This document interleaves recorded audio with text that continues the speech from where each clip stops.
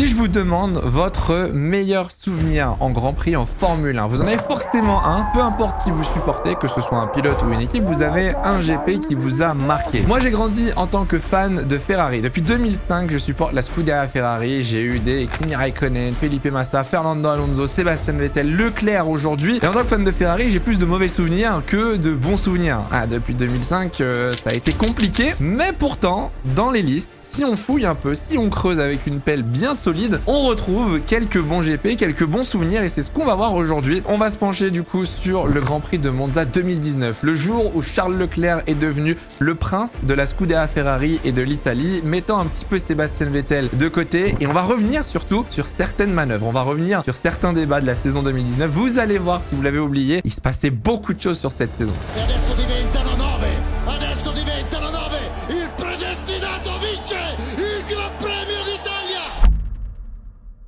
Pour vous redonner un petit peu de contexte, on est donc en 2019, le 7 et 8 septembre 2019, c'est le 14e Grand Prix de cette saison de Formule 1 et pour vous rafraîchir la mémoire, on est dans une saison totalement dominée par Mercedes. Mercedes avait remporté les 8 premières courses de la saison, 5 doublés consécutifs sur les 5 premières courses. Lewis Hamilton a plus de victoires à lui tout seul que tous les autres pilotes cumulés sur la grille. Bref, c'était la très bonne période de Mercedes et Lewis Hamilton. Max Verstappen avait réussi à choper 2 petites victoires en Allemagne et en Autriche, Bottas lui de son côté en Australie au début de la saison et à Bakou, et Charles Leclerc venait tout juste 7 jours avant de remporter sa toute première victoire en Formule 1 à Spa, même week-end malheureusement où Antoine Hubert est décédé. C'était la première saison de Charles Leclerc chez Ferrari, c'était la première fois qu'il s'affrontait du coup à Sébastien Vettel, et mine de rien, dès le début de la saison, on avait vu que Vettel allait avoir du pain sur la planche. Vettel n'avait toujours pas gagné en 2019, alors il a gagné à Singapour un peu plus tard, mais c'était compliqué pour lui cette année-là. Leclerc enchaînait les bonnes prestations, les pole positions, surtout très bon dans l'exercice de la qualification avec une pole à Bahreïn, une pole à Spa et donc une pole à Monza. Monza étant un petit peu la terre sacrée pour la Scuderia Ferrari, ce week-end était très important, aussi bien pour Charles Leclerc que pour Sébastien Vettel. Ferrari avait pour l'une des rares fois une voiture typée Monza. Avec ce fameux moteur en 2019, ils avaient la voiture la plus rapide en ligne droite. On l'avait vu à Spa, on l'avait vu sur les circuits avec des grandes lignes droites. Ferrari était la meilleure voiture. Et donc forcément, petite pression aussi bien pour Charles Leclerc que pour Sébastien Vettel, parce que là, on était face à un duel de fauves. Le vieux fauve Sébastien Vettel en difficulté depuis des années avec la Scuderia, le jeune lion Charles Leclerc qui arrive et qui menace justement le leader actuel de l'équipe, c'était un peu compliqué, on va pas se mentir. Ferrari n'avait pas gagné depuis 9 ans. Dernière victoire de Ferrari, c'était en 2010 avec Fernando Alonso. Donc autant vous dire que la pression pour Sébastien Vettel qui avait échoué en 2018 au premier tour, qui en 2017 n'avait pas réussi non plus à faire une bonne performance, la pression était énorme. Est-ce que vous vous rappelez des qualifications de ce Grand Prix d'Italie 2019? Est-ce que vous vous rappelez le petit chouchou là en Q3? Toutes les voitures au ralenti en train de faire un tour en groupe. Voilà, c'était cette fameuse année. Après un drapeau rouge sorti de Kimi Raikkonen dans le dernier virage sur la première tentative. Red flag, les pilotes repartent et personne ne voulait donner l'aspiration. Ça avait fait quand même un beau drama, mine de rien, parce que les gens sur place avaient payé pour ne pas avoir de qualification, ce qui est quand même assez scandaleux. Charles Leclerc part donc en pole position, mais à quel prix? Lewis Hamilton avait fait la blague que c'était la nouvelle technique en F1 de prendre la pole et ensuite bloquer tout le monde. Bon, honnêtement, je me souviens très bien de ce moment-là et je n'ai jamais compris pourquoi. Certes, tu donnais l'aspiration à tout le monde, mais pourquoi quelqu'un n'a pas pris ce risque justement de passer devant tout le monde? Personne n'avait pu améliorer, seulement je crois que c'était Leclerc et Sainz qui étaient passés sur la ligne pour faire une deuxième tentative, mais personne n'avait pu améliorer. Donc pourquoi pas prendre le risque de faire le tour parfait et grappiller des positions? J'avoue que j'ai jamais compris. Bon, derrière, Lewis Hamilton se retrouve en première ligne avec Charles Leclerc, du coup Valtteri Bottas lui est devant Sébastien Vettel et Max Verstappen malheureusement avait eu des problèmes durant la Q1 et partait donc dernier. Changement de moteur pour Max Verstappen sur ce Grand Prix d'Italie. Comme tout le temps à l'époque avec Red Bull, c'était vraiment le lieu des pénalités pour Red Bull. Place au départ du Grand Prix d'Italie 2019. Charles Leclerc en pole position, Lewis Hamilton à ses côtés. Techniquement, les deux hommes forts, entre guillemets, de leurs équipes respectives. Parce que Sébastien Vettel, en 2019, commençait un peu à perdre le contrôle, on va dire, de son statut. Départ assez calme. Charles Leclerc arrive au premier virage et arrive à rester devant les deux Mercedes sans trop de difficultés. Derrière, Sébastien Vettel se retrouve un petit peu à la bataille pour la 4e position, mais réussit à garder sa place. Bon, derrière, du grand Max Verstappen, malheureusement, qui se rate au premier virage et qui vient percuter une voiture malgré le fait qu'il était dernier. aileron cassé, il rentre au stand à la fin du premier tour et du coup repart au fond du peloton pour essayer de remonter. Et là, c'est le début d'un Grand Prix classique à Monza. Au final, un Grand Prix basé sur l'aspiration, sur le DRS. Tout le monde a quasiment moins d'une seconde ou quasiment à une seconde. Tout le monde se suit et pas forcément beaucoup de dépassements. Cette année-là, il faut savoir que Ferrari avait de loin le meilleur moteur, considéré comme pour certains de la triche. Alors là, honnêtement, j'ouvre le débat dans les commentaires, restez polis. Ferrari avait trouvé une technologie qui contournait en fait le règlement des power units en 2019, qui leur permettait d'avoir un surplus de puissance. Une fois que Ferrari arrivait en milieu de ligne droite et que le moteur était censé arriver entre guillemets à son maximum en termes de puissance et de vitesse de pointe, le moteur arrivait à lâcher les chevaux, encore une sorte de deuxième poussée avec ce moteur pour gagner encore en vitesse de pointe, ce qui rendait la Ferrari quasiment indépassable, impossible à dépasser en ligne droite, surtout à Monza où les ailerons sont débraqués au maximum. Alors par la suite, si vous n'avez pas suivi en 2019, il y a eu des tests pour vérifier justement la légalité du moteur de Ferrari et on a rajouté des contrôles en plus sur ces moteurs et d'un seul coup Ferrari a perdu en puissance moteur. Donc c'est pour ça que beaucoup de gens ont considéré ça comme de la triche. L'année suivante, directement aux essais hivernaux, la FIA a modifié son règlement et Ferrari a été ruiné. Le moteur a dû être fait de zéro. Ferrari a dû tout changer. Donc c'était un peu l'interrogation de est-ce qu'en 2019 c'était réellement de la triche ou alors c'était tout simplement une zone grise très bien exploitée mais qui du coup a été éclaircie et une fois éclaircie, la Ferrari s'est retrouvée dos au mur et là ça a été la catastrophe. On se souvient de la saison 2020, j'ai pas envie d'en reparler. La course se passe tranquillement dans les premiers tours, Charles Leclerc en tête, petit accrochage derrière entre Carlos Sainz et Alex Albon à l'époque qui était chez Red Bull, une tentative un peu osée par l'extérieur dans le premier Lesmo, petite touchette et on arrive au 8e tour. Et là où tu te dis, on est en pole position, on est en tête avec Charles Leclerc, on a Sébastien Vettel 4e, on a les deux Mercedes en sandwich. Oh, je suis bien. Qu'est-ce qui pourrait se passer de grave ? Qu'est-ce qui pourrait nous arriver pour que la course soit ruinée? Sébastien Vettel. Sébastien Vettel au 8e tour part à la faute en tête à queue dans le virage d'Ascari, tout seul comme un grand. C'était pas la première fois cette saison, il était déjà parti à la faute tout seul comme un grand à Bahreïn lors du premier Grand Prix à la bataille avec Lewis Hamilton. Ce moment-là, mine de rien, sur l'instant T, tu te dis oh encore une heure de Sébastien Vettel, ça fait mal au cœur, il en peut plus, il est à bout, il est finito, patati patata. Mais mine de rien, ce tête à queue, je pense, a un énorme impact sur la fin de carrière chez Ferrari de Sébastien Vettel. Ferrari n'a jamais gagné avec Sébastien Vettel à Monza. Charles Leclerc, dès sa première année, prend la pole position. Faut savoir qu'en 2018, c'était Raikkonen en pole position, c'était pas Vettel. Leclerc prend la pole position, est en tête, arrive à gérer Lewis Hamilton pendant que Leclerc, lui, est en difficulté derrière. Le déchirement, le cœur en miettes pour Sébastien Vettel ce jour-là qui se voit effacé du tableau. C'est horrible en vrai si on se met à sa place. Ce jour-là, mentalement, ça a dû être tellement dur de voir Leclerc survoler Monza pendant que lui était en difficulté et donc vient ce tête à queue. Alors retour en plus catastrophique parce qu'il vient sortir Stroll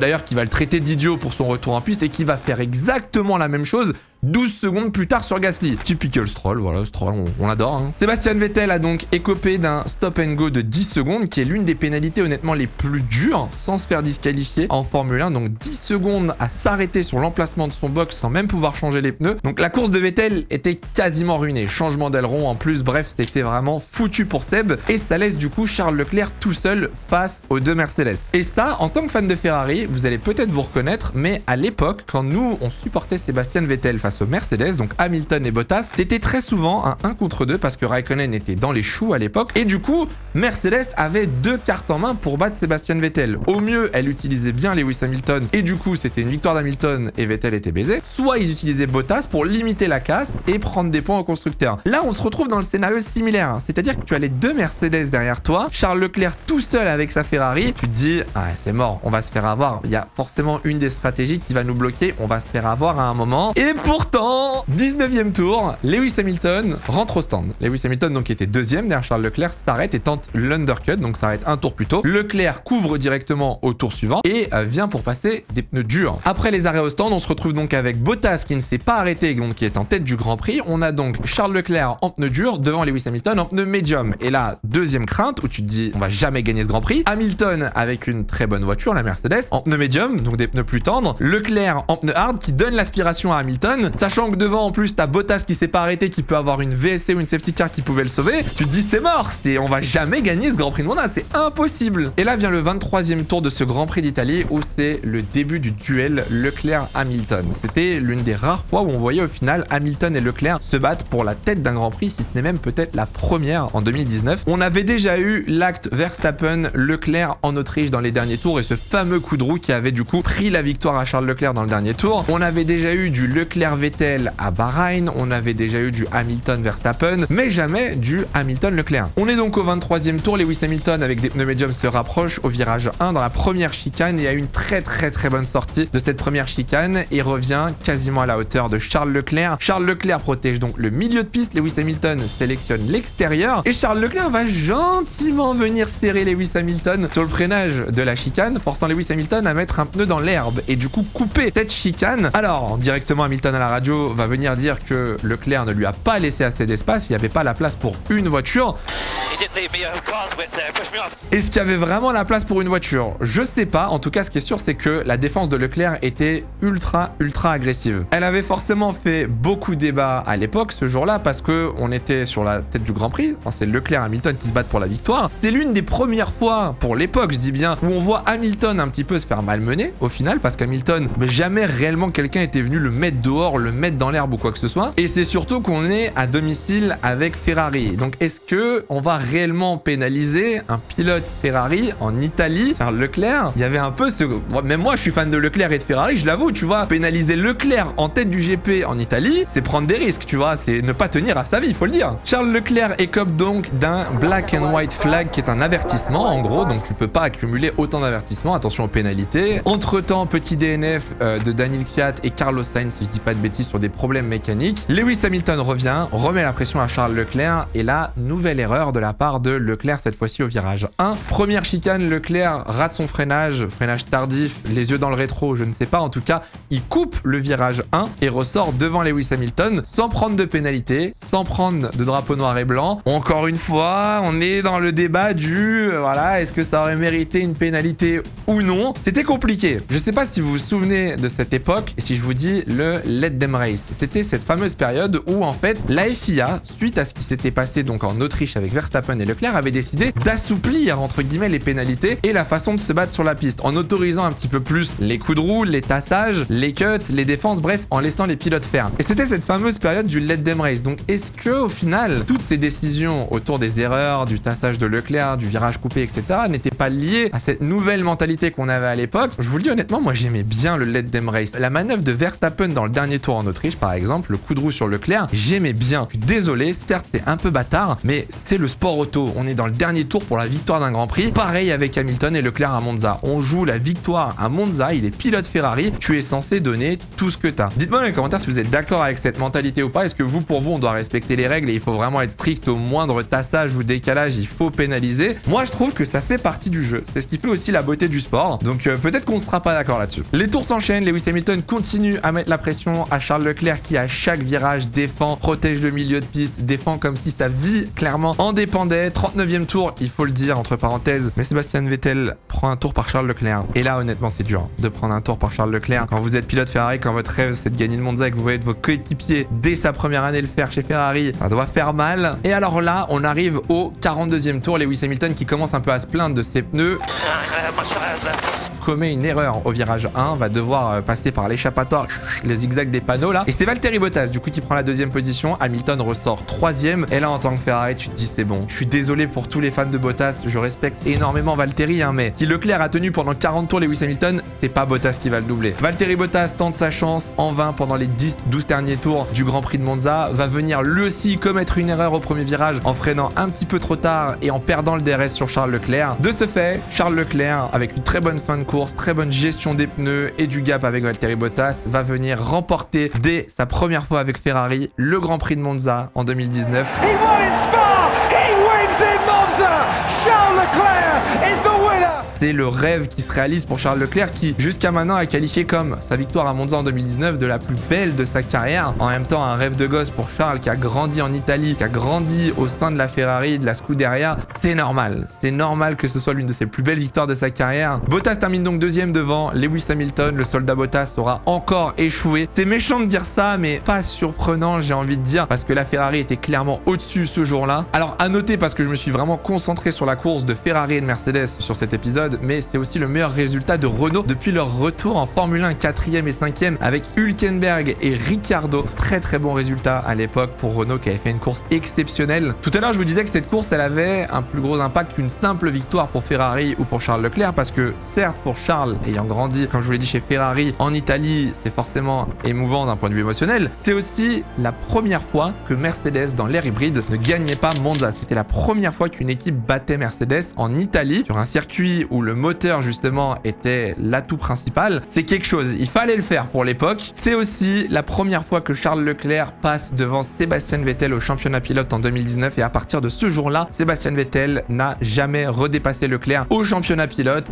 ni en 2019, ni en 2020. Vous connaissez la suite après 2020, donc tout le monde parle d'Hockenheim 2018 comme ce fameux switch, ce déclic un petit peu chez Ferrari pour Vettel. Pour moi, Monza 2019, c'est vraiment le coup de guillotine. C'est vraiment le coup ultime où ton rêve que tu essayes d'avoir depuis des années, pour lequel tu te bats, il est fait devant tes yeux par un minot qui arrive dès la première année. Pour moi, ça c'était vraiment le coup de trop pour Vettel chez Ferrari, et c'est ce qui l'a détruit. Honnêtement, en tant que Ferrari, je m'en souviens vraiment, ce Grand Prix, il y a des Grands Prix comme ça qui vous marquent, et je vous jure que le stress que j'avais devant ce Grand Prix, j'hurlais devant ma télé, parce qu'à l'époque, je réagissais pas encore en live sur Twitch au Grand Prix, mais j'hurlais devant ma télé, j'étais à genoux pour cette victoire. En tant que tifosi, pour moi, c'est vraiment l'un de mes meilleurs souvenirs en Formule 1. Vous me direz dans les commentaires si c'est le cas ou non. Bon, j'imagine si vous êtes fan de Mercedes et d'Hamilton, forcément, c'est pas forcément un bon souvenir pour vous, quoi qu'en vrai, c'était quand même une très très belle bataille. Dites-moi si la vidéo vous a plu, parce que je me rends compte en fait, en re-regardant des courses des fois, qu'il y a des grands prix sur l'instant T, on se dit, oh, la course elle est cool, c'est une belle bataille, c'est un moment triste ou quoi. Mais avec du recul, une fois que les saisons passent et que les carrières se terminent, on se rend compte qu'il y a des moments clés dans certains grands prix. Il y a des moments où les jours basculent, les carrières basculent, et je pense que Monza 2019 en fait partie. J'espère en tout cas que cette vidéo vous aura plu. On a essayé un petit format. Dites-nous dans les commentaires ce que vous en avez pensé. On se retrouve très bientôt vendredi pour une prochaine vidéo. En attendant, passez tous une très bonne semaine. Faites attention à vous, portez-vous bien, c'est le plus important.